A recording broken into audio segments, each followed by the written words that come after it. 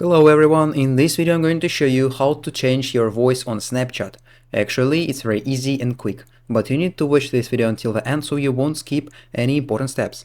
So first of all, you need to open your Snapchat application and then you will see this interface. So after that you need to record some video file like this. You can tell something, for example, hello, or something else.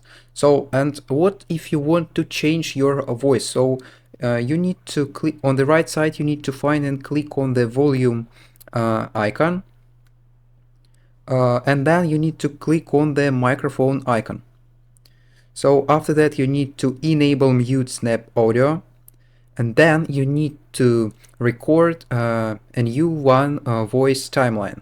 For example, you can tell something, and after that on the right side you need to click on the yellow check button, and then your voice will be replaced by the new one. So, and that's the only way how you can do it. You can actually add some filters if you want to. So, and that's all, and that's how to change your voice on Snapchat. If you found this video useful, leave a like and subscribe to the channel. Thank you.